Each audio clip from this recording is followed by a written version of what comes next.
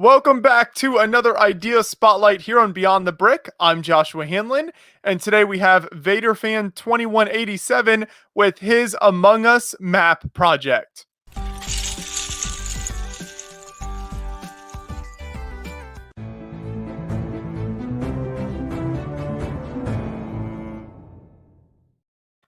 And before we launch in with this fantastic ideas project, I would like to thank CloneArmyCustoms.com for helping make these live streams possible. If you would like incredible custom Lego Star Wars minifigures or accessories for your builds, make sure to check them out at CloneArmyCustoms.com.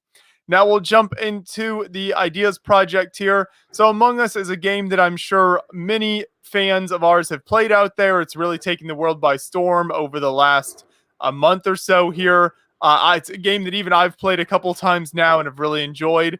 So why don't you start off, before we launch into the build, though, for maybe some people who haven't heard of this game or maybe haven't been able to play it themselves, why don't you tell us a little bit about, kind of what the idea of this game is and how it works?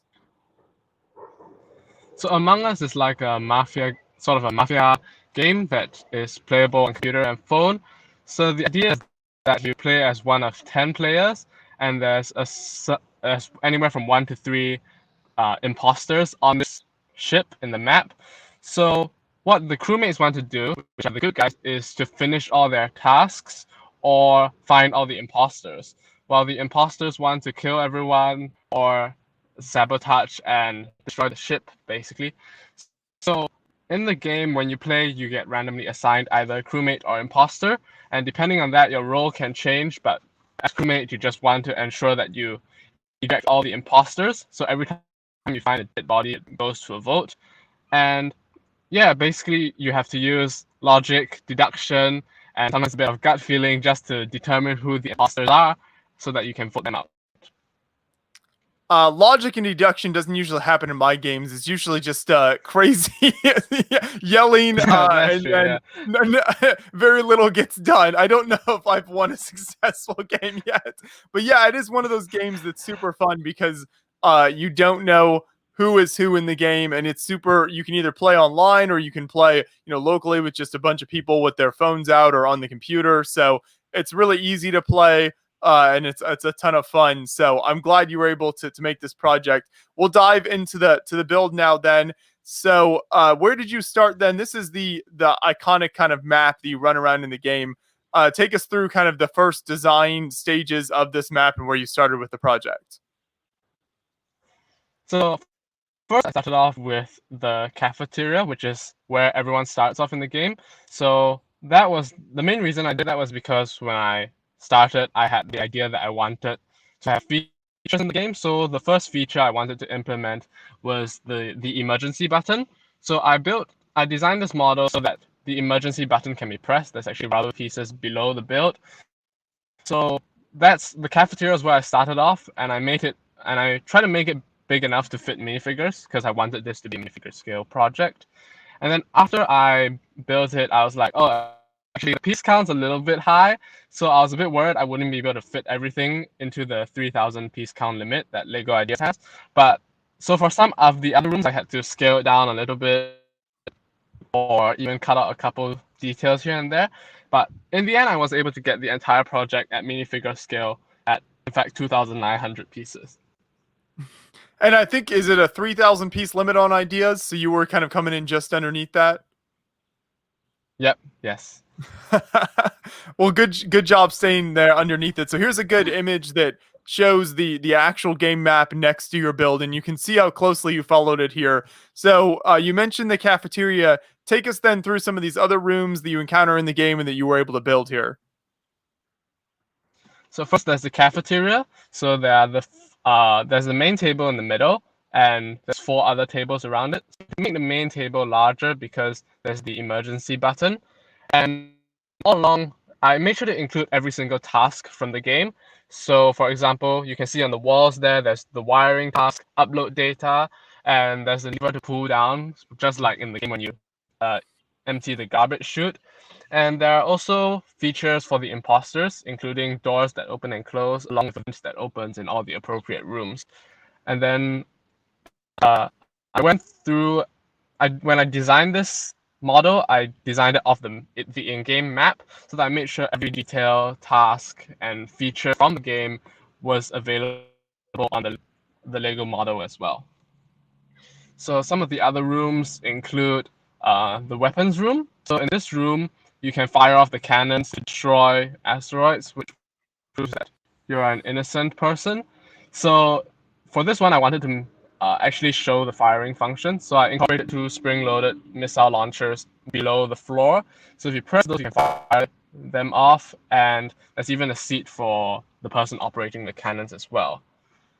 And the next room, I believe, is okay. The next room is the shield room. So this is another task where you have a visual indicator, and so what I did was I incorporated two light bricks below the floor, and if you press the two red levers, it's as if you're working on the shields. So so the light blue pieces will come on, and it'll act like the shield has been turned on in game. Then the next room is the reactor, which is one of the sabotagers in the game. So sometimes the reactor gets sabotaged by the imposters, and you have to go stabilize it. So for this one, it's the only room in the entire model that has walls at a higher height than the average part. So at the back, I had to make the wall a bit higher just so I could fit all the details of the reactor, and I had the pipe running into it and the keypad in front for the appropriate vents inside, which is also accurate to the in-game model. And then the next room is, I believe, the engines. So the thing about the map is that there are two almost identical engine rooms. So when I built one of them, I built a very similar design in the next one. So for this one, there's the large sand red colored engine, and you can refuel the engine through the pipe that's connected to it. And there are also other tasks and opening and closing doors as well. The next up, I believe, is the storage room. So this room had an idea that I wanted to incorporate for a long time. So there's a technique beam below that you can push, and it'll actually eject out mini pieces. So it looks like you're throwing garbage just like in the game. And this is actually one of the features that crewmates use to prove their innocence, because only crewmates can actually eject the garbage. So this was a feature that I wanted to incorporate. And next, there are other rooms like Med Bay, which has the scan, the famous electrical, which is considered one of the most dangerous places on the map, along with security, which is where you can check the security cameras to try to catch an imposter. And towards the right side, you have navigation, where you can chart the course of the ship, and there are 3 seats there for crewmates. Then there's admin, where you can swipe card and check what people are in which room. And there's also O2, which is the oxygen room, for where you can fix the I think if the imposters can sabotage the oxygen supply. So yeah, that's the whole map altogether. I made it similar as I could to the in-game design, and I even included a minifigure stand. So there's 12 different color skins that you can choose from in the game. So what I did was I took all 12 colors and turned them into minifigures and put them on a stand with the words "Among Us" above. I love how you incorporated the card swipe machine, because anyone who's played the game knows how frustrating that is. That's just become like such a well-known Yeah. part of the game. I still can't do that properly. Oh yeah, it is quite a delicate balance of getting the right speed, swiping it all the way through, and everything. Yeah. And you mentioned the minifigs. I think Lego works really well for these minifigs because, everybody's just a different color. And so you get a lot of these Lego colors like this. It works well. But then also within the game, you can customize like headwear as well. And so it'd be super easy to just put different Lego headwear on top of the minifigs to represent the different kind of costumes in the game. Yeah, and I also got a few messages from some of the supporters of the project say, oh, they actually like the thing about they like about the figures is that as classic space fans, it gives them more colors for classic Lego spacesuits as well. So you can get some of the space fans on board as well. Yeah. Now, with your design of the whole map right now, are each of these rooms kind of modular? Do they come apart with Technic pins, or is this all built as one piece? So when I was in the process of building it, I did connect them with Technic pins, but in the end, I thought it's probably in its current design, it's probably a bit too unstable if I were to make it modular. And since you can't really rearrange the shape of the rooms in game, so as this modular design is meant to be one piece and not modular design. Right.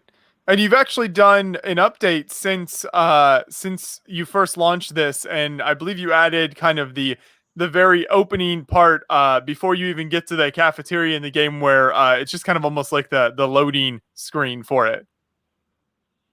Yes.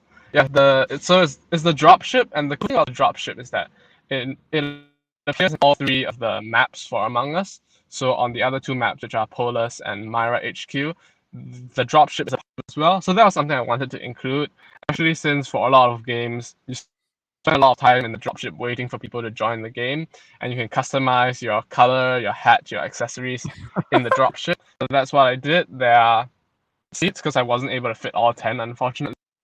And there's a driver's seat plus a computer in the middle, which is where the customization occurs. And what I love about the map build as well, is that you were able to include some of those play features. You mentioned some of them as you were going through each room. So run through those again real quick. What all play features and kind of things can you actually play with in this build?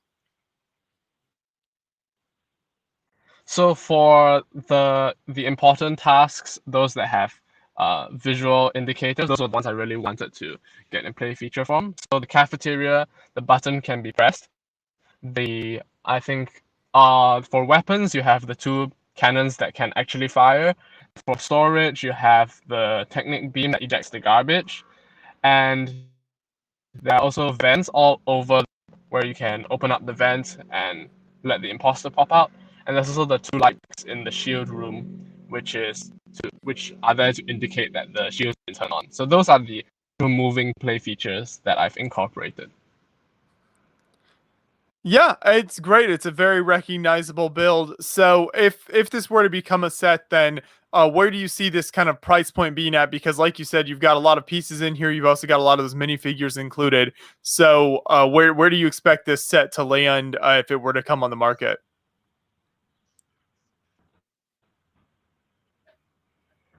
For that I'm not too sure, simply because that would depend how the final model looks. Because currently it is around 2,900 pieces.